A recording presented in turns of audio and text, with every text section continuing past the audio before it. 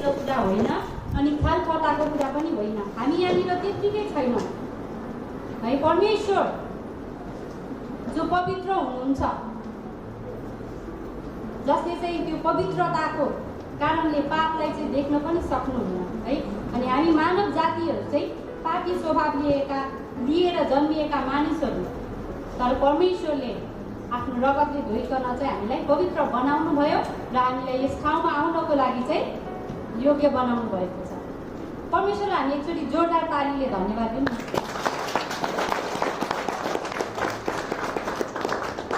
हामी यहाँनिर किन छौँ, हामी किन आएका छौँ, के का लागि आएका छौँ भनेर हामी मनन गर्दै गर्दाखेरि आजको यो चाहिँ मेरो विषय। अब म विषयमा जान चाहन्छु। मेरो विषय चाहिँ प्रार्थनाको उत्तर नआउनुको मुख्य कारण के हो। हामी प्रार्थना गर्छौँ है, हामी घुँडा टेक्छौँ,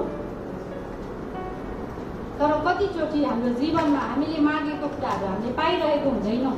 त्यसको मुख्य कारण चाहिँ के हो भनेर हामी आज जान्नेछौँ। बाइबलमा यस्ता धेरै कारणहरू छन्, अनगिन्ती कारणहरू छन्, तर म चाहिँ आज मैले सुनेर मैले जानेर आएको कुरा चाहिँ म यहाँहरूको माझमा राख्न चाहन्छु है। अनि प्रभुको वचन चाहिँ म यहाँ सिकाउन आएको होइन, म यहाँ सिकाउन टिचिङ गर्न आएको होइन, म आफै सिक्नको लागि आएको। यो मेरो लागि हो अनि यो हामी सबैको लागि हो। टिचर हुनु सजिलो कुरा छैन, एकदमै गाह्रो कुरा छ है। टिचर भएर सिकाउनु भन्दा पनि आफू उदाहरण बन्नु चाहिँ महत्त्वपूर्ण कुरा छ। सिकाउन सजिलो छ, तर त्यसमा आफै लाग्नु चाहिँ एकदमै गाह्रो कुरा छ। त्यस कारणले गर्दा यो चाहिँ वचन चाहिँ के हो रे, दुई धारे तरबार हो। दुई धारे तरबार भनेको यता पनि धार हुन्छ, यता पनि धार हुन्छ। यसले मलाई पनि र यहाँहरूलाई पनि, हामी सबैलाई जसले सुन्दैछन् दुवैको बिचमा काम गर्नुपर्दछ वचनले। हामी यहाँ आउँछौँ अनि एकछिन 2 घन्टा बस्छौँ अनि जान्छौँ जस्ताको जस्तै। खाली हात आएकै हम खाली हात जाएंगे भने जस्तो, त्यत्तिकै जस्तो आएको त्यस्तै जाने होइन। तर आज म यहाँ किन आएको छु, म के को लागि आएको छु, मैले यहाँ मण्डली भवनभित्र हुँदा नै मैले के गर्नुपर्छ अनि म गएर के गर्नुपर्छ भन्ने कुराहरू हामीले ती प्रश्नहरू चाहिँ राखिराखौँ अनि त्यसको उत्तर पनि हामीले पाउनेछौँ। अनि त्यही अनुसार हामीले गऱ्यौँ भने चाहिँ पक्कै पनि हामी आशिषित हुनेछौँ। आमेन, हालेलुया, हालेलुया। मैले धेरै समय लिँदिनँ होला, तर जति समय लिन्छु यो समय चाहिँ हामी यही भित्र नै, हाम्रो शरीर यहाँ छ, हाम्रो मन पनि यही होस् अनि हाम्रो कान चाहिँ सुन्नको लागि तयार होस्। सबैजना तयार छौँ? नानीहरू स्पेसली हाम्रो सानो छोरीहरू छोराहरू तयार हुनुहुन्छ हो? यो समय चाहिँ हाम्रो लागि हो, महत्त्वपूर्ण समय। यहाँ मेरो जीवनलाई हेरेर होइन, मेरो जीवनलाई हेरेर मूल्याङ्कन नगरिदिनुहोस्, तर परमेश्वरको त्यो उदाहरणलाई हेरेर हामीले चाहिँ हामी कस्तो हुनुपर्छ भन्ने कुरा हामीले आज जान्नेछौँ। हुन्छ, हामी मैले भनिसकेँ। हामी आज प्रार्थनाको उत्तर नआउनुको मुख्य कारण के हो भन्ने विषयमा केही कुराहरू हेर्नेछौँ है।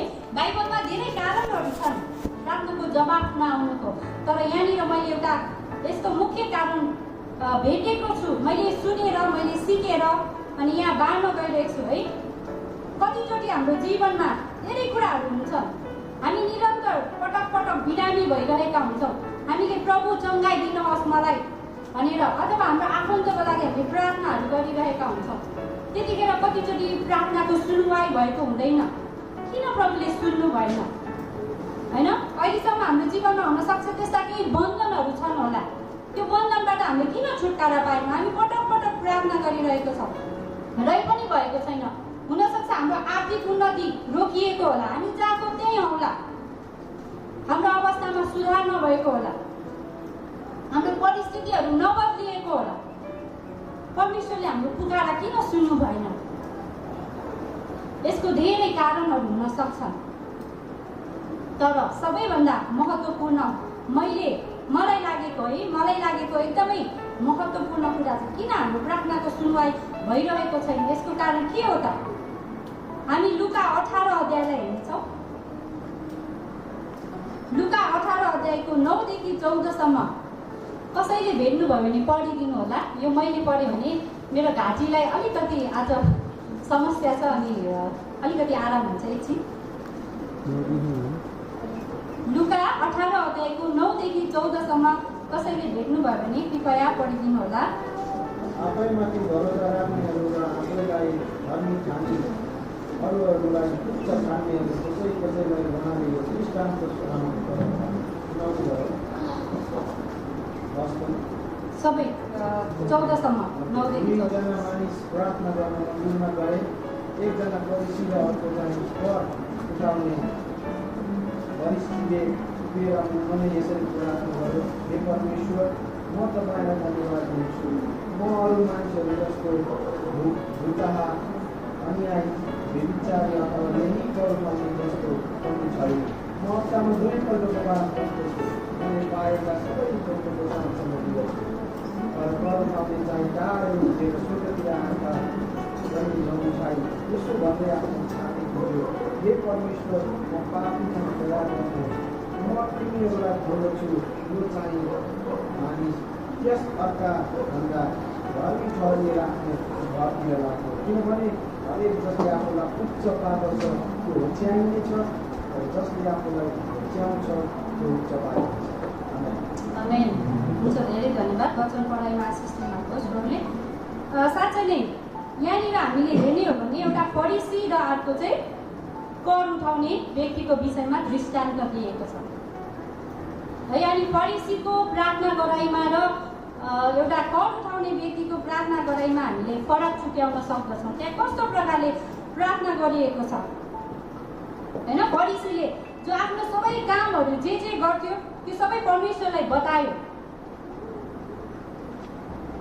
तर एउटै कारण थियो जसको कारण चाहिँ परमेश्वरले उसलाई धर्मी ठहराउनु भएन। त्यहाँनिर उसको एउटा शब्दको कारणले गर्दा त्यहाँनिर उसले त्यो प्रार्थनाको जवाब पाएको छैन। त्यो चाहिँ के होला, हामी विचार गरौँ है, त्यो चाहिँ के होला। अनि त्यसै गरी यशाया 38 अध्यायमा हामी हेर्नेछौँ। यशाया 38 अध्यायमा हिजकिया राजाको विषयमा है। यो हामी सबैलाई थाहा छ, हिजकिया राजा। म यहाँनिर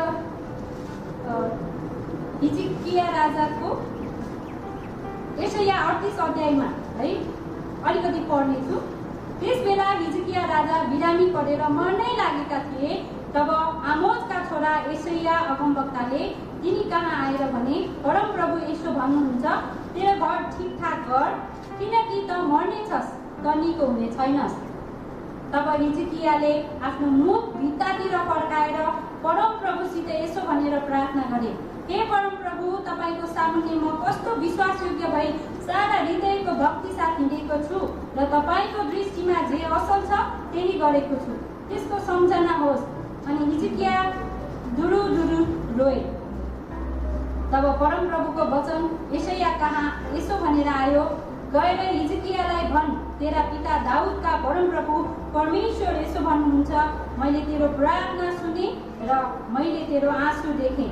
म तेरो आयु अरू 15 वर्ष बढाइदिनेछु। हालेलुया, आमेन। हामीले यहाँबाट दुईटा प्रार्थनाको कम्पेयर गर्दाखेरि लगभग अलिकति बुझ्यौँ होला होइन। परमेश्वरले प्रार्थना सुन्नु भएको छ हिजकिया राजाको। अनि यहाँनिर हामीले लुकामा हेर्ने भने लुकामा हेर्ने हो भने त्यो एफिसीको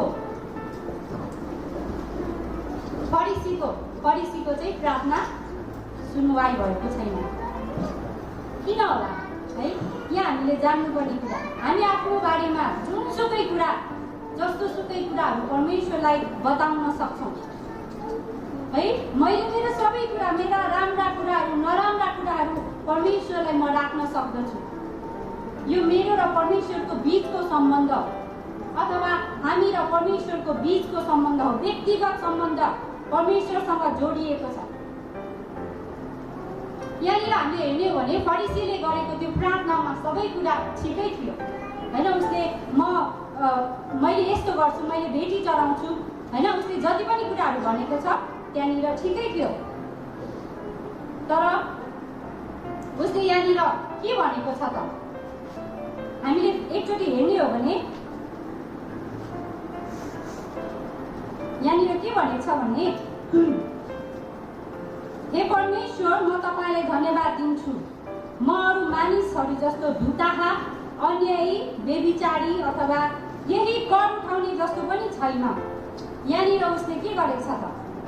दोष लगाएको छ है। यहाँ मुख्य एकदमै गहन शब्द, गहन मुख्य कुरा चाहिँ दोष लगाएको छ यहाँनिर उसले चाहिँ। उसले धन्यवाद दियो होइन, मैले हप्तामा 2 पल्ट उपवास बस्छु, मैले पाएका सबै थोकको म दशांश पनि दिन्छु, मैले यस्तो गर्छु, मैले त्यस्तो गर्छु, ठिक छ। तर यहाँनिर उसले गलत बोलेको कुरा चाहिँ, उसले म अरू जस्तो धुताहा छैन, म अरू जस्तो ठग छैन, मैले अरूलाई अन्याय गरेको छैन होइन, मैले बेविचार गरेको छैन, अथवा यही कर उठाउने जस्तो भनेपछि त्यहाँ सँगै भएको साथी होइन, कर उठाउने व्यक्ति आफूसँगै भएको साथीलाई म यो जस्तो कर उठाउने जस्तो छैन भनेर उसले त्यहाँनिर सँगै भएको साथीलाई चाहिँ दोष लगाएको छ। हो, यो चाहिँ हो मुख्य कुरा, हाम्रो प्रार्थनाको जवाब नआउनुको कारण। जब हामीले आफूसँगै भएको साथीलाई दोस्याउँछौँ होइन, म यस्तो छु, राम्रो छु, मैले यस्तो गरेको छु, म त्यो जस्तो छैन, तुलना गर्छौँ। हामीले यो तुलना गर्ने अधिकारै छैन। किन अधिकार छैन भन्दा हामी त्यहाँनिर न्यायकर्ता बन्न पुग्दछौँ होइन, हामी न्यायाधीश हुन पुग्दछौँ। जब हामीले कसैलाई दोष लगाउँदैछौँ भने त्यहाँनिर हामी एउटा न्यायाधीशको पोस्टमा बस्न थाल्दछौँ। अनि जब यो गर्दछौँ भने न्यायाधीश त को हो त? न्याय गर्ने कसले हो? न्याय गर्ने कसले हो? हामी सबैको न्याय गर्ने परमेश्वरले होइन, हाम्रो सबैको न्याय गर्ने चाहिँ परमेश्वरले हो। अनि त्यो अधिकार चाहिँ हामीलाई दिनुभएको छैन परमेश्वरले। हामीले कसैलाई दोष लगाउने अधिकार हामीलाई दिएको छैन। त्यस कारणले गर्दा यो चाहिँ परमेश्वरले सहनुहुन्न कि हामीले चाहिँ उहाँको स्थानलाई लियौँ,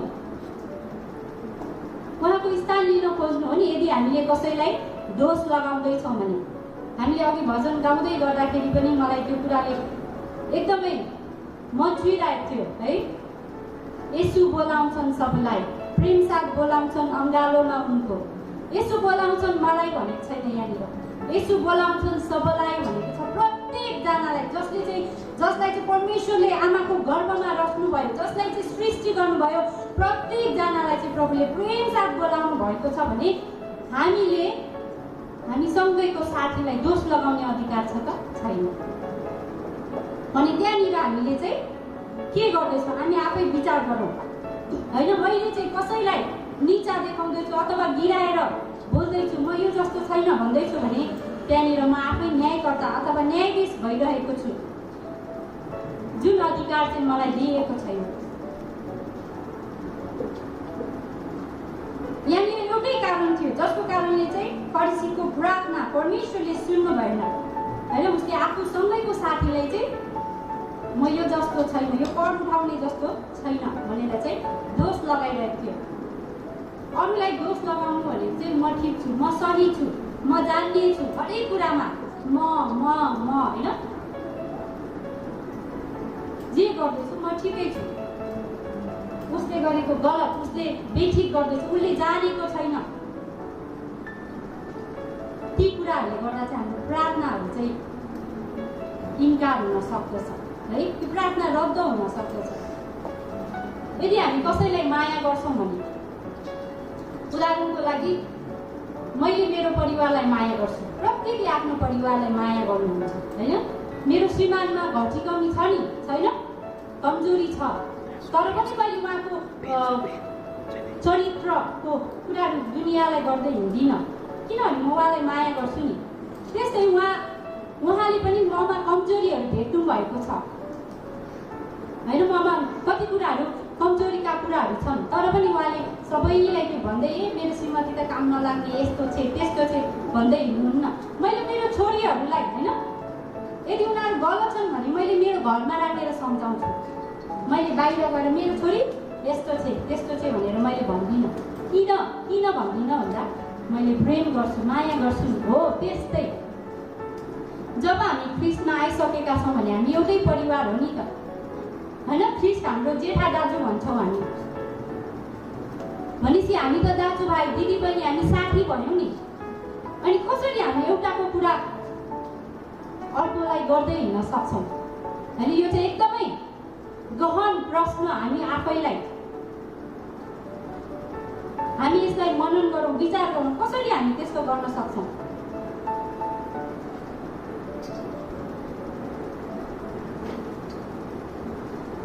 जसलाई हामी माया गर्छौँ उसैको हामीले कुरा काट्दै हिँड्न सक्दैनौँ। किनभने ख्रिस्टले चाहिँ सबैलाई प्रेम गर्नुहुन्छ। उहाँले कुनै एउटा पनि त्यो नाशमा गएको चाहिँ हेर्न सक्नुहुन्न, हेर्न चाहनुहुन्न। त्यसकारण त उहाँले पर्खिराख्नु भएको छ।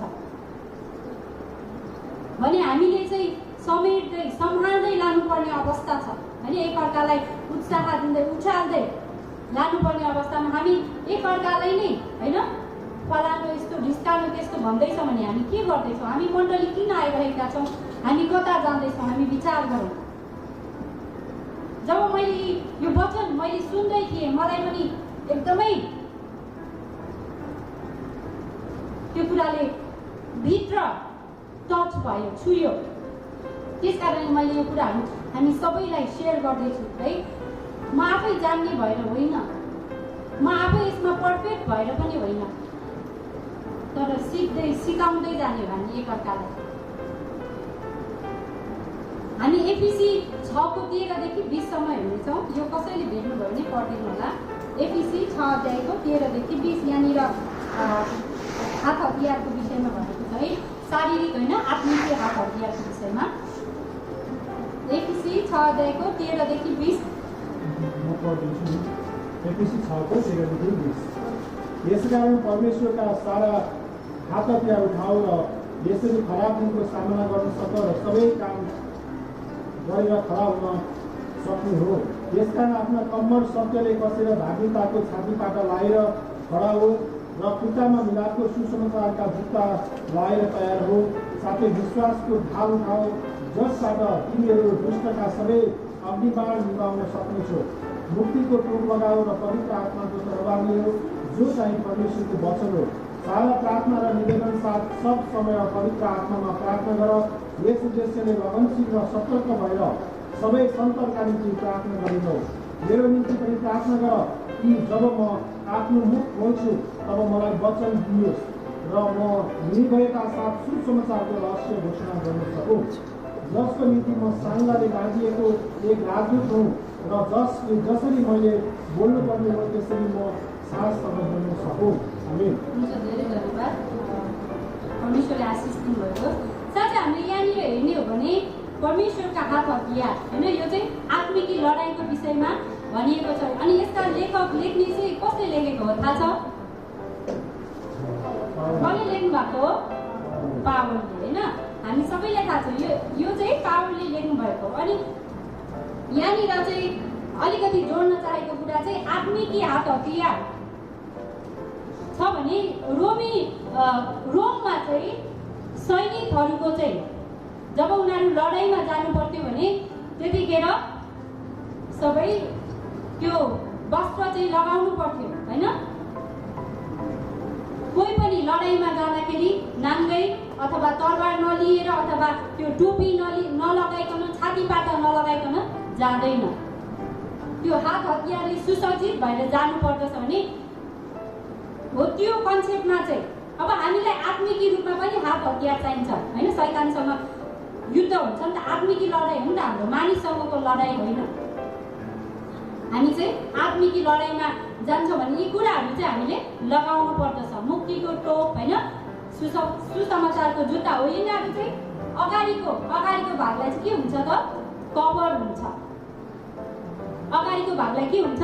कभर हुन्छ। त्यो सबै हामीले लडाइँको लागि जुन वस्त्र लाउँछौँ। तर यहाँनिर सोच्नुपर्ने कुरा पछाडि ढाडमा चाहिँ के त? पछाडि चाहिँ के हुन्छ त? अब कसैले पछाडिबाट पनि त हमला गर्न सक्छ नि होइन। अगाडि त भयो हाम्रो सुरक्षितको त्यो कपडा अथवा त्यो टोपी, त्यो छातीपाटाहरू, कम्मर पेटी, यी सबै कुराहरू वस्त्र भयो। तर पछाडि हमला हुँदा चाहिँ के गर्ने त? त्यो रोममा चाहिँ होइन रोमीहरूको जब युद्ध हुँदाखेरि चाहिँ उनीहरू चाहिँ एक पङ्क्ति भएर जान्थे अरे होइन, लाइनमा पङ्क्ति बनाएर जाने। अनि त्यो सैनिकहरूले चाहिँ दायाँ बायाँ आफ्नो साथी को छ चिन्नु पर्ने। अनि साथी आफूको छेउछाउको साथीलाई चिन्दाखेरि चाहिँ त्यहाँनिर शत्रुले हमला गर्यो भने चाहिँ अगाडि हेर्नेले त देख्दैन, तर दायाँ बायाँकोले त देख्छ नि पछाडि कसले आक्रमण गर्दैछ भनेर। हो त्यति बेला चाहिँ के गर्ने त भन्दा छेउको साथीले चाहिँ पछाडि ढाड भयो अनि यहाँबाट चाहिँ दबाले चाहिँ के गर्ने पछाडि ढाडमा हमला नहोस् भनेर चाहिँ छेक्ने। त्यो चाहिँ उनीहरूको त्यतिखेर त्यो युद्धमा जाँदाखेरिको नियम है। अनि यहाँनिर चाहिँ हामी आत्मिक कुरा गरिरहेका छौँ। शरीरको कुराबाट म अलिकति बुझाउन चाहेको कुरा चाहिँ त्यहाँ किन चाहिँ पछाडि चाहिँ छेक्नु आवश्यकता छ त भन्दा ताकि त्यो सुरक्षित होस्, आफूसँगै गएको लडाइँमा गएको साथी चाहिँ सुरक्षित होस्। अनि यहाँनिर हामी मोसाले व्यवस्थाको कतिमा भनेको मैले यो चाहिँ एक्ज्याक्टली मलाई थाहा भएन, माफ गर्नु होला। त्यो चाहिँ कुनै दिन मैले भेटेँ भने म हजुरहरूलाई भनिदिन्छु। अनि त्यहाँनिर चाहिँ श्रापित होस् त्यो मानिस होइन जसले चाहिँ आफ्नो भाइको विरोध गर्दछ अथवा त्यसलाई हमला गर्दछ भनेको छ, श्रापित होस् भनेको छ त्यो मानिस होइन। यहाँ भन्न खोजेको कुरा चाहिँ के भन्दा अब हामी त जब हामी आत्मिकी लडाइँमा लड्दैछौँ, हाम्रो यो शरीरको लडाइँ होइन, हामी प्रभुका सृष्टिहरूसँग रिसाउनु पर्ने दोष दिनुपर्ने कारणै छैन। किनभने हामी चाहिँ शारीरिक युद्धमा होइन तर आत्मिक युद्धमा चाहिँ हामी त्यो पङ्क्तिबद्ध भएर हिँडेका छौँ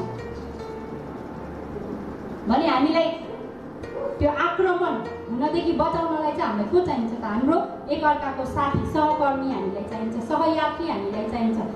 अनि हामी जब एकअर्कामै हामी मिलापमा छैनौँ होइन, हामी एकअर्कालाई दोस्याउने गरिरहेका छौँ भने हामी त्यो लडाइँ कसरी जित्न सक्छौँ त? हामीले कसरी त्यो प्रार्थनाको जवाब पाउन सक्छौँ? हामी सोचौँ होइन।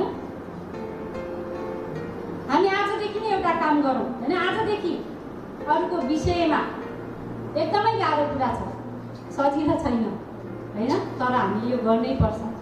हामीले यो जबसम्म गर्दैनौँ हामी मण्डली किन आउँदैछौँ, केका लागि आउँदैछौँ, हाम्रो जीवनको सबैभन्दा ठुलो आशिष के हो भन्ने कुरा हामीले थाहा पाउनै सक्दैनौँ। अरूको पिठ्युमा हमला गर्न छोड्नुपर्छ। कसरी हमला भनेको तरबारले ल्याएर ठप्प हान्ने हो र आफ्नो साथीलाई अथवा हामीलाई मन नपर्ने मानिसलाई होइन नि, वचनको तरबारले पिठ्युमा हान्न बन्द गर्नुपर्छ। किनभने शारीरिक युद्ध होइन हाम्रो, यो आत्मिकी युद्ध हो। अनि आत्मिकी युद्धमा चाहिँ हामी आफ्नो साथीभाइलाई नै हामी हान्दैछौँ भने कसरी विजय हुने? त्यस कारणले गर्दा यी दोष लाउने कुराहरूलाई चाहिँ हामीले छोड्नुपर्छ। गलत बोल्ने होइन, उनीहरूको विषयमा निरन्तर कुरा गरिराख्ने। एउटा सानो विषय हामी देख्छौँ है, हामी बाहिर कस्तो छ थाहा छैन त, नेपालीहरूको बानी चाहिँ के अरे हामी कुनै पार्टीमा गयौँ होइन, पार्टीमा गएर आयौँ भने अनि त्यसपछि त्यहाँ गएपछि फलानाले यस्तो गरेको यस्तो, अनि इभन खानाको सुद्धा त्यहाँनिर कुरा हुन्छ, कस्तो नुन चर्को हालेर बनाएको, खुर्सानी यति पिरो होइन। हामी धन्यवादी हुनै जान्दैनौँ। कमसेकम सम्झेर बोलाउनु भयो होइन, हामीलाई खुवाउनु भयो, त्यसमा धन्यवादी हामी हुँदैनौँ। तर कस्तो नमिठो खाना बनाएको, खानेकुरा पनि यति दिएको थियो हो, यस्तो कुराहरू सुनिन्छ है। अनि यो चाहिँ दोष लगाउने बानी हामीलाई परिसकेको छ क्या। यो चाहिँ कुनै एउटा सानो विषय भयो भने त्यसलाई परिचर्चा गर्ने, त्यसमा नै हामी घन्टौँ बिताउँछौँ अनि कुरा गर्छौँ अनि थाक्छौँ अनि फेरि अनि प्रार्थना गर्छौँ। अनि के यस्तो प्रार्थना सुनवाई होला त हाम्रो जीवनबाट? हामी विचार गरौँ है। हामीले यो डिसिजन लिनुपर्छ, मैले यो डिसिजन लिनुपर्छ। मेरो अगाडि जो व्यक्ति छ मैले उसैसँग कुरा गर्ने हो, मेरो अगाडि जो छ मैले उसैसँग कुरा गर्ने हो, ऊ गइसके पछाडि होइन। हुन्छ ममा पनि कमजोरी हुन्छ, मेरो आफ्नोहरूमा होइन, मण्डली परिवार प्रत्येक मानिसमा कमजोरी छ, घटी कमी छ विचार एउटै कसैको पनि छैन, प्रत्येकको फरक फरक विचारहरू छन्। नमिल्न पाउँछ, त्यो स्वाभाविक हो। तर त्यसलाई चाहिँ हामीले कसरी लिने त, कसरी लग्ने त अगाडि? प्रश्नै प्रश्न है, कति धेरै प्रश्न। कसरी लाने त अगाडि? मेरो साथीको केही नराम्रो बानी छ भने मैले फलानु त खत्तम छ, यस्तो गर्छ होइन। मैले उसँग बसेर कुरा गर्नु पर्यो, तिम्रो यो बानी अलिकति सुधार्यो भने चाहिँ राम्रो हुन्थ्यो कि भनेर उसलाई एक्लै ल्याएर हामीले भन्न सक्नुपर्छ। यदि हामी उसलाई माया गर्छौँ भने, यदि हामी साँच्चै नै उसलाई प्रेम गर्छौँ भने हामीले त्यसरी भन्न सक्नुपर्छ, उसको अगाडि, उसको पछाडि होइन है। कतिचोटि कस्तो हुन्छ बानी हाम्रो भन्दा हामी अगाडि एकदमै मिल्छौँ, दुईजना होइन साथीहरू मिल्छौँ, हाम्रो मनको कुराहरू सेयर गर्छौँ, उसले मलाई भन्छ, मैले उसलाई भन्छु। तर जब हामी जान्छौँ नि अनि अर्को साथी आउने बित्तिकै त्यो साथीको कुरा सुरु हुन्छ। हो, यहाँनिर चाहिँ दुःख लाग्दो कुरा, योबाट चाहिँ हामीले छुटकारा पाउनुपर्छ। योबाट चाहिँ मैले छुटकारा पाउनुपर्छ, मैले यो बानी छोड्नुपर्ने हुन्छ होइन। हामी यदि कुरा काटिराख्छौँ, दोष लगाइरहन्छौँ भने चाहिँ परमेश्वरको लागि सबै बराबर हो है। उहाँले विश्वासी अविश्वासी सबैको लागि घाम दिनुभएको छ, सबैको लागि पानी दिनुभएको छ। उहाँको प्रेममा कुनै पनि घटी बढी छैन भने मैले उसको विषयमा मैले उसलाई तल्लो नजरले हेर्छु भने अब प्रभुले मलाई त्यहाँनिर आशिष दिनुहुन्छ भनेर मैले कसरी सोच्न सक्छु? मैले त्यो पक्कै पनि सक्दिनँ, त्यो सोच नै हुँदैन। सक्दो मानिसलाई दोष दिने कुरा गऱ्यो अनि प्रार्थना गर्दा प्रार्थनाको उत्तरै आउँदैन। अनि प्रभु पनि त्यस्तै हो भन्न हामी पछि नपाउन सक्छौँ। हामी एकैचोटि ब्याकस्लाइड हुँदैनौँ। हामीलाई ब्याकस्लाइड हुँदै जान अथवा प्रभुप्रतिको विश्वास घट्दै जानलाई धेरै कुराहरूले भूमिका खेलेको हुन्छ। हाम्रो आफ्नै आनी बानीले, हाम्रो व्यवहारले गर्दा है। त्यस कारणले गर्दा चाहिँ यदि हामी चाहिँ एफिसी 6 अनुसार हेर्ने हो भने चाहिँ आफ्नो भाइको पिठ्युको रक्षा गरौँ, आफ्नो भाइको पिठ्युको रक्षा गरौँ। कुनै कुरामा वाद विवाद हुन सक्छ, किन हुँदैन? हुन्छ, घर परिवारमा पनि हुन्छ, मण्डली परिवारमा पनि हुन्छ होइन, समाजमा पनि हुन्छ। तर त्यसलाई समाधान पनि त गर्न सकिन्छ। बसेर छलफल गरेर हुने समाधानलाई हामीले चाहिँ ठुलो इस्यु बनाएर अनि फलानुले यस्तो गर्यो, ढिस्कानुले त्यस्तो गर्यो भन्दै हामी हिँड्नु हुँदैन। हामीले चाहिँ हुनसक्छ भने हामीले उसको लागि प्रार्थना गर्नुपर्छ। हामीले प्रार्थना गर्नुपर्छ। अनि जुन काम हामीले गर्न सक्दैनौँ त्यो प्रार्थनाले गर्दा चाहिँ उसको जीवनमा हामीले मानिसलाई एकैचोटि परिवर्तन गर्न सक्दैनौँ, अथवा म आफै पनि परिवर्तन हुन सक्दिनँ होइन, तर प्रार्थनाले परिवर्तन हुन सक्छ। अनि म यहाँनिर एउटा सानो घटना भन्न चाहन्छु, जुन घटना सुन्दा चाहिँ मलाई एकदमै मन छुयो है, मलाई यस्तो काँडा उम्रियो एक प्रकारको। त्यो चाहिँ कस्तो भने एक ठाउँमा चाहिँ एउटा बस्तीमा भनौँ, एउटा बस्तीमा चाहिँ एउटा घरमा चाहिँ पास्टर बस्नुहुन्थ्यो होइन, ठुलो पास्टर बस्नुहुन्थ्यो अरे। अनि त्यही अगाडि एउटा घरमा चाहिँ वेश्या बस्थ्यो अरे। वेश्या भने हामी सबैले बुझ्छौँ है, सानो नानीहरू बाहेक। अनि त्यस्तो बस्थ्यो अरे। अनि अब दुइटैको झ्याल एकअर्कामा हेरेको भनौँ न, झ्याल ढोका घर यसरी फर्केको। अनि बिहान उठ्दाखेरि चाहिँ पास्टरले त्यो आइमाईलाई देख्नु हुँदाखेरि चाहिँ अनि भन्नुहुन्थ्यो अरे के, कस्तो बिहान बिहानै कस्तो अनुहार देख्यो, दिनै बिग्रियो भनेर भन्नुहुन्थ्यो अरे क्या। उसलाई देख्दाखेरि आजको दिन खराब भयो, कस्तो मान्छेको अनुहार हेर्नु पऱ्यो भनेर भन्नुहुन्थ्यो अरे। अनि उतापट्टि त्यो आइमाईले चाहिँ केही न केही बहाना गरेर चाहिँ त्यो पास्टरलाई हेर्नु खोज्थ्यो अरे क्या। उसले हेर्नु खोज्थ्यो अरे। अनि त्यसपछि अनि जब त्यो पास्टरलाई देखिसके पछाडि चाहिँ उसले भन्थ्यो अरे, धन्य हो प्रभु, मैले तपाईँको महान जनलाई आज देख्नु पाएँ होइन। म पापी हो, म अधर्मी हो, तर उहाँलाई देख्न पाउँदाखेरि पनि मैले त्यो पापलाई म सम्झन्छु अनि म पनि त्यस्तै हुनु पाएँ भनेर म सोच्दछु भनेर उसले भन्यो अरे क्या होइन। कतिचोटि हामी आफ्नै मनमा सोचिराख्छौँ त्यो त्यस्तो, त्यो नराम्रो, त्यो दुष्ट, तर के थाहा हाम्रो विषयमा उसले असल पो सोचिरहेको छ कि होइन। हामीले जो चाहिँ यो व्यक्ति खराब छ, यो नराम्रो छ, यति धेरै कमीहरू छ भनिरहेका हुन्छौँ, त्यही व्यक्तिले हाम्रो लागि असल उसको भलाइ होस् भनेर प्रार्थना पो गरिरहेको छ कि त्यो हामीले सोच्नुपर्ने हुन्छ, त्यो हामीले जान्नुपर्ने हुन्छ। त्यस कारणले हामी कसैको बारेमा पनि नबुझिकन मनको कुरा नपढौँ। हामीलाई थाहै छैन, जबसम्म उसले मुख पढेर भनेकै हुँदैन मेरो विषयमा उसले यस्तो सोच्दै होला, मलाई यस्तो गर्दैछ, उसले मलाई राम्रै गर्दैन, त्यो नगरौँ।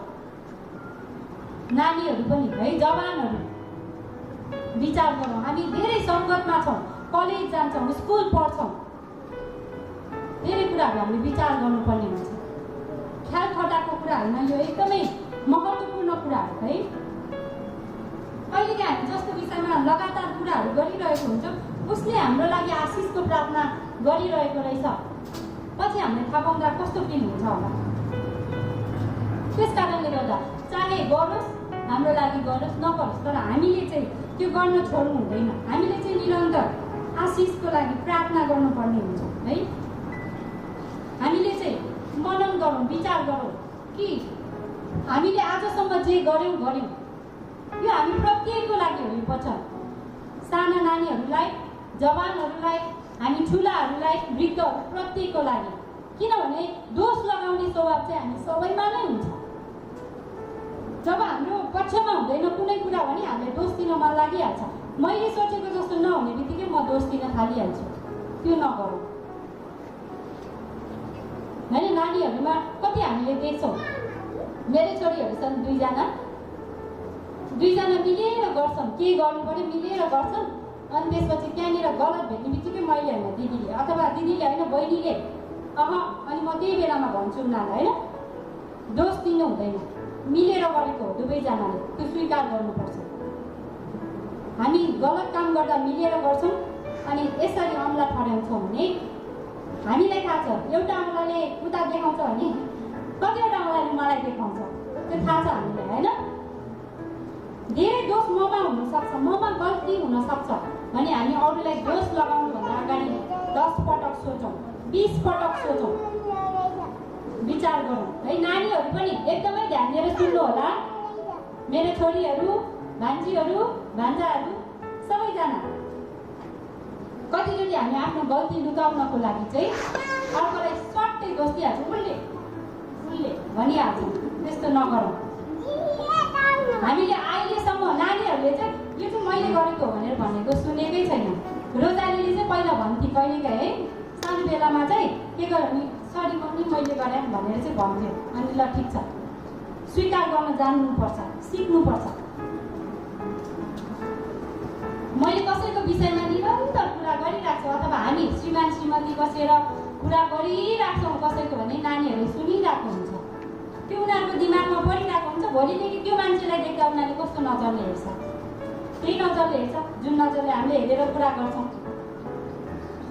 भनेपछि हामीले कस्तो शिक्षा दिइरहेका छौँ आफ्नो नानीहरूलाई, त्यो पनि सोच्नु जरुरी छ होइन। अनि दोष लगाउने कुराहरू चाहिँ एउटा आफूमा भएको अहम्पनाले, घमण्डको कारणले पनि आउँदछ। म ठिक छु, मैले गरेको सही छ, सबै कुरामा म जान्ने होइन, तिमीलाई के थाहा छ, तिमीलाई केही थाहा छैन, तिमी केही जान्दैनौ, तिमीले यो गलत गर्यौ, त्यो गलत गर्यौ। कति सजिलो छ गल्ती देखाउनलाई होइन, तर त्यो आफूले गरेको स्वीकार गर्नलाई धेरै गाह्रो छ। त्यस कारणले गर्दा चाहिँ हामीले त्यो अभिमानका कुराहरू पनि हटाउनु पर्दछ। अनि अभिमानीहरूको चाहिँ विरोध गर भनेर यहाँनिर भनेको छ 6 पदमा। विरोध गर्ने कुरा, घमण्डीहरूलाई चाहिँ अभिमानीहरूको चाहिँ विरोध गर्नुहुन्छ भनेर याकुब 4को एक्चुअली याकुब 4को 6 पढाउनुहोस् त। याकुब 4को 4 देखि 12 सम्म हामीले है। याकुब 4को 4 देखि 12 कसैले पढिदिनुहोस् न। परमेश्वरसँगको सत्यता हो भन्ने कुरा के बेला थाहा छैन। त्यसकारण जो संसारसँग मित्र हुन चाहन्छ त्यसले आफैलाई परमेश्वरको शत्रु बनाउँछ। के तिमीहरू सम्झन्छौ कि परमेश्वर सामने देखाउनु भन्दैछ, हामीमा परमेश्वरले राख्नुभएका आत्माको निम्ति उहाँ तीव्र डाहा बनाउनुहुन्छ, तर उहाँले अझ बढी अनुग्रह दिनुहुन्छ। यसै कारण पवित्र धर्मशास्त्रले भन्दछ, परमेश्वरले अभिमानीहरूको विरोध गर्नुहुन्छ तर नम्रहरूलाई अनुग्रह गर्नुहुन्छ। आमेन। यस कारण हुन्छ, धन्यवाद। यहाँनिर हामीले 6 मा हेर्ने भने दोस्रो खण्डमा परमेश्वरले अभिमानीहरूको विरोध गर्नुहुन्छ तर नम्रहरूलाई अनुग्रह गर्नुहुन्छ भनेको छ है। अनि मैले अघि पनि भनिसकेँ, जब हामीमा त्यो अहमपना घमण्डका कुराहरू आउँछन् अनि हामीमा चाहिँ त्यो नम्रताको कुराहरू हुँदैन अनि घमण्डीहरूलाई चाहिँ परमेश्वरले के गर्नुहुँदो रहेछ? विरोध गर्नुहुँदो रहेछ। अनि हामी परमेश्वरको विरोधी भएपछि हामी के भयौँ त? यहाँनिर सोच्नुपर्ने कुरा है, हामी चाहिँ परमेश्वरको विरोधी भएपछि चाहिँ के भयौँ त? परमेश्वरले चाहिँ घमण्डीहरूको चाहिँ विरोध गर्नुहुन्छ भनेको छ। अनि परमेश्वरको विरोधी को थियो?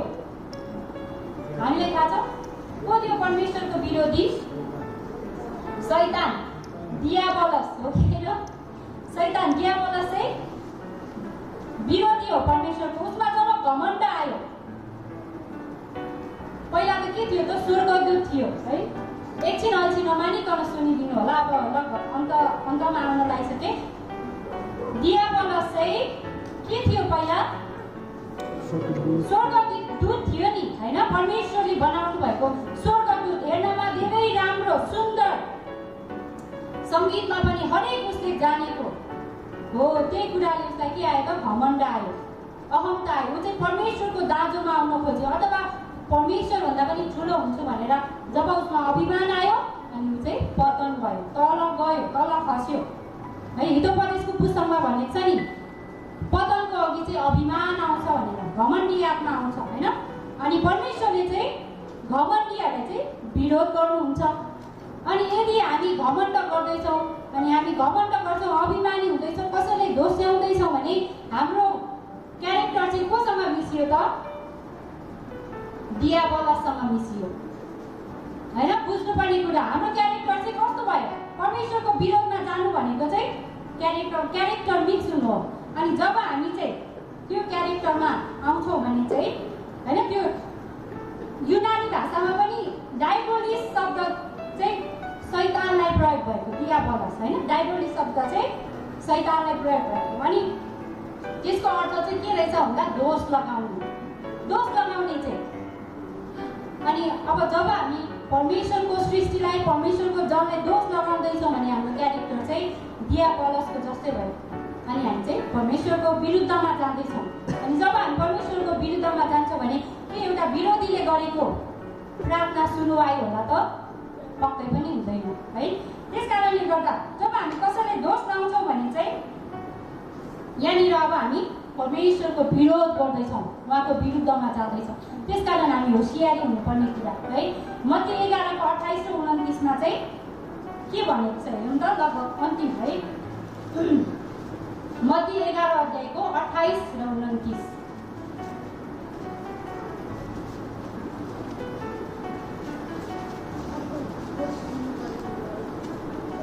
ये सबै थाकेका र बोझ गरिएका हो, म कहाँ आऊ, म तिमीलाई विश्राम दिनेछु।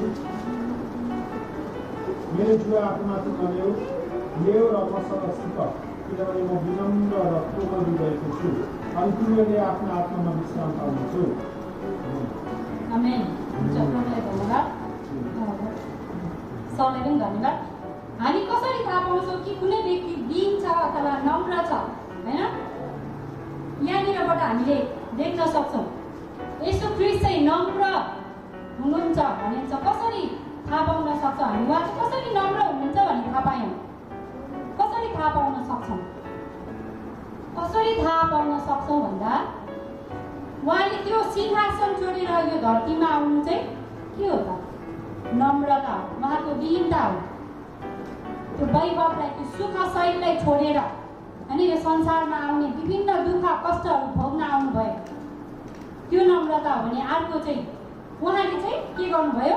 ग्रहण गर्नुभयो, स्वीकार गर्नुभयो। अनि नम्र मानिसले चाहिँ स्वीकार गर्न सक्छ सबैलाई। जो नम्र छ उसले चाहिँ सबैलाई स्वीकार गर्न सक्छ। परमेश्वर त पवित्र हुनुहुन्छ है, परमेश्वर पवित्र हुनुहुन्छ अनि उहाँको पवित्रतामा त्यो पापहरू त रहनै सक्दैन, उहाँले त्यो पापलाई हेर्नै सक्नुहुन्न।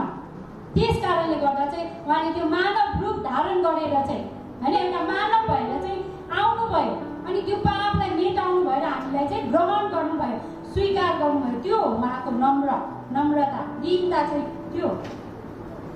अनि एउटा नम्र व्यक्तिले चाहिँ जो कसैलाई स्वीकार गर्न सक्दछ होइन, जब उसमा घमण्ड हुँदैन, उसले सबैलाई अटाउन सक्दछ, त्यो नम्र हुनु चाहिँ त्यसरी थाहा पाउन सकिन्छ। येशू ख्रीष्ट चाहिँ बोस होइन, येशू ख्रीष्ट चाहिँ के होइन, बोस होइन, उहाँ चाहिँ लिडर हुनुहुन्छ। अनि बोस र लिडरमा चाहिँ फरक छ। बोस हुनुमा र लिडर हुनुमा चाहिँ धेरै फरक छ। बोसले चाहिँ रिजेक्ट गर्छ, यदि कुनै कुरा गलत भयो, त्यो मानिस गलत भयो भने रिजेक्ट गरिदिन्छ। तर लिडरले चाहिँ जहिले पनि करेक्ट गर्छ। लिडरले चाहिँ के गर्छ, करेक्ट गर्छ, त्यो गलतलाई चाहिँ यसरी गरौँ भनेर सुधार गर्दछ। त्यस कारणले हामी बोस होइन तर एउटा लिडर भएर इक्जाम्पल सहित चाहिँ हामी अगाडि उभिनु जरुरी छ। अनि एकअर्कालाई चाहिँ सम्हाल्ने होइन, त्यो मायाले चाहिँ अगाडि बढाउनु चाहिँ जरुरी छ, न कि दोष दिएर उसलाई चाहिँ उसको कमीहरू निकालेर उसलाई खसाल्ने, उसको विषयमा चर्चा परिचर्चा गर्ने, त्यस्ता कुराहरू चाहिँ हामीले बन्द गर्नुपर्छ है। परमेश्वर चाहिँ असीमित हुनुहुन्छ, उहाँले जस्तोसुकै जेसुकै पनि गर्न सक्ने सामर्थ्यको हुनुहुन्छ। उहाँले एउटा संसारलाई आफ्नो हातमा लिन सक्नुहुन्छ भने उहाँको लागि के छ त, उहाँ केमा चाहिँ असमर्थ हुनुहुन्छ, सबै कुरामा सामर्थ्य परमेश्वर हुनुहुन्छ है। हामीलाई उहाँसँग असल सम्बन्धमा आउनु जरुरी छ है। त्यसरी अरूलाई दोष लगाउन चाहिँ हामीले बन्द गर्नुपर्ने हुन्छ। मैले जे कुरामा पनि म, मेरो, मलाई भन्न छोड्नुपर्छ।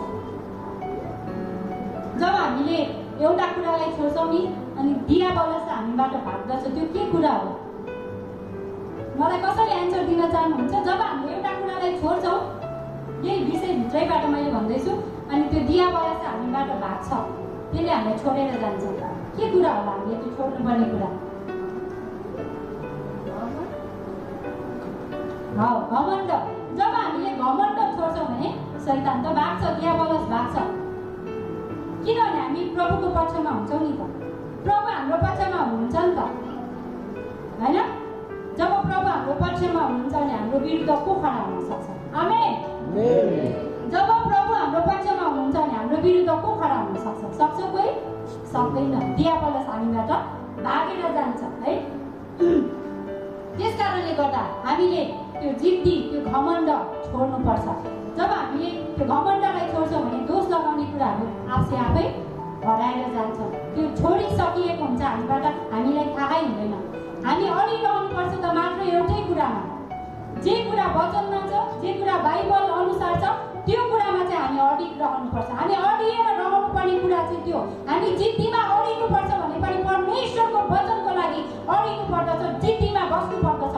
तर त्यो बाहेकको कुरा, जो हाम्रो पारिवारिक सम्बन्धको कुरा, हाम्रो मण्डलीको सम्बन्धको कुराहरूमा चाहिँ हामीले त्यो अडानलाई छोड्नुपर्ने हुन्छ, हामीले त्यो जिदलाई छोड्नुपर्ने हुन्छ, हामीले त्यो दोस्याउने कुरालाई छोड्नुपर्ने हुन्छ। हाम्रो सम्बन्ध बचाउनको लागि हामी त्यो कुरालाई चाहिँ त्याग्न सक्यौँ भने चाहिँ पक्कै पनि हाम्रो विषय के थियो? हाम्रो प्रार्थना सुनुवाई नहुनुको कारण के हो त? हामीलाई थाहा भयो है। धेरै कारणहरू छन्, तर त्यो मध्ये महत्त्वपूर्ण कारण चाहिँ यही हो कि हामीले चाहिँ दोष लगाउन छोड्नुपर्छ अनि त्यो घमण्डलाई चाहिँ हामीले त्याग्नु पर्दछ।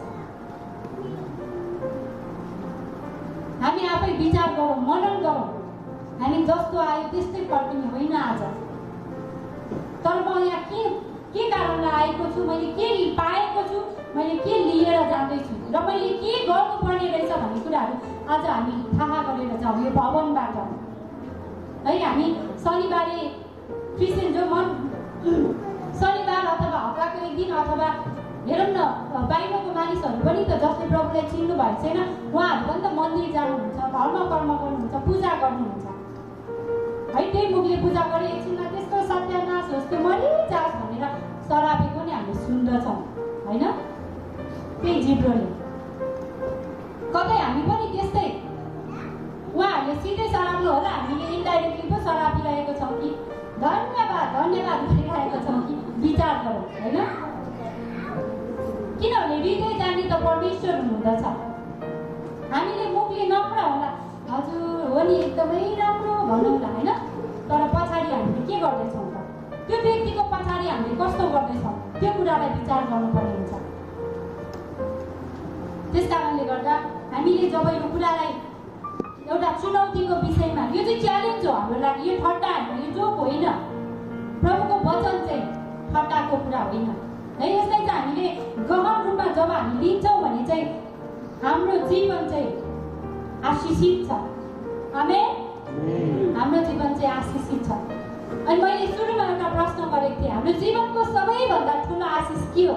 यसको जवाब कसैले दिन चाहनुहुन्छ भने दिनु होला, किनभने सबैको आफ्नो आफ्नै हुन्छ है। सबैभन्दा ठुलो आशिष के हो तपाईँको जीवनको? मेरो छुट्टै होला, तपाईँहरूको छुट्टै होला। एउटा शब्दमा कसैले भन्न चाहनुहुन्छ? मुक्ति, छुटकारा होइन। सबैभन्दा ठुलो आशिष छुटकारा, धेरै राम्रो होइन। सबैले आफ्नो आफ्नो, मेरो जीवनमा सबैभन्दा ठुलो आशिष परमेश्वर। परमेश्वर हाम्रो जीवनमा आउनु नै सबैभन्दा ठुलो आशिष हो। जब परमेश्वर हाम्रो जीवनमा हुनुहुन्छ भने त्योभन्दा ठुलो आशिष संसारको धन सम्पत्ति मान इज्जत केही पनि होइन। परमेश्वरलाई हामी जब पछ्याउँछौँ उहाँ हाम्रो लागि नै आशिषको स्रोत हो भने त्यो पछि जब परमेश्वर पछिका सबै कुरा त आउँछन् नि हामी होइन। त्यस कारणले गर्दा हाम्रो जीवनको आशिष के हो भन्ने कुरा पनि हामीले जानिराखौँ। परमेश्वर चाहिँ हाम्रो जीवनको पहिलो महत्त्वपूर्ण आशिष हुनुहुन्छ। अनि जब त्यो आशिष हाम्रो जीवनमा छ भने अनि जब हामीले प्रभुका विरुद्धका कुराहरू त्याग्छौँ भने पक्कै पनि हाम्रो प्रार्थनाको सुनुवाई हुन्छ। आमेन। हुन्छ, धेरै धन्यवाद यो समयको लागि।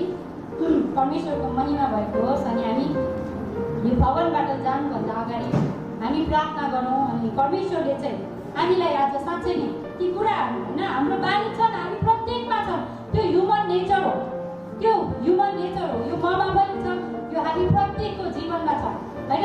दोष लगाउने कुराहरू, घमण्डका कुराहरू यो नानीहरूदेखि नै छ, यो स्वभावै हो होइन। हामीले यसलाई आफैले हटाउन सक्दैनौँ। तर फिलिपी 4:13 के भन्दछ? उहाँमा नै म सबै थोक गर्न सक्छु जसले मलाई शक्ति दिनुहुन्छ होइन। हामी उहाँमा सबै थोक गर्न सक्छौँ अनि हामीलाई सहायता गर्ने पवित्र आत्मा हुनुहुन्छ। अनि उहाँसँग मागौँ अनि उहाँले हामीलाई सहायता गर्नुहुन्छ। हुन्छ, धेरै धन्यवाद। यदि मैले लामो लिएँ भने पनि झर्को नमानिदिनु सुनिदिनु भयो भने मैले विश्वास आशा गरेको छु। हुन्छ, म बाँकी समय हाम्रो गुरु आमालाई दिन चाहन्छु अनि उहाँले अन्तिम प्रार्थना हामीहरू गर्नुहुनेछ। हुन्छ, सबैलाई धेरै धन्यवाद सुनिदिनु भएको लागि। जय मसी।